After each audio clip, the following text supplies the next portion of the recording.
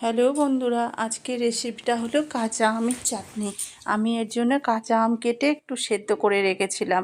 তারপরে কড়াই গরম হলে কড়াইতে 5 ফোড়ন আর শুকনো লঙ্কা ফোড়ন দিয়ে আমি আমগুলোকে দিয়ে দেব, সেদ্ধ করা আম। এবার আমটা নেড়ে চেড়ে নেব। নেড়ে চেড়ে তারপরে আমি পরিমাণ মতন একটু জল ঢেলে দেবো, বেশি ঢালবো না, অল্প পরিমাণে জল দেব যাতে আমগুলো সিদ্ধ হয়। এবার আমগুলো সিদ্ধ হয়ে আসলে এখানে লবণ দিয়ে দেবো। লবণ দিয়ে একটু নেড়ে চেড়ে আবার একটু রেখে দেবো। এবার আমি পরিমাণ মতন চিনি দিয়ে দেবো। আমি এখানে 2 ঢাকনা চিনি দিয়েছি। আপনারা চাইলে বেশিও দিতে পারেন, কমও দিতে পারেন। চিনিটা একটু বেশি দিলে আঠা আঠা ভাব আসবে। দেখুন চিনিগুলো বেশ ফুটে উঠেছে, গ্রেভিটা খুব সুন্দর হয়ে এসছে আঠা আঠা।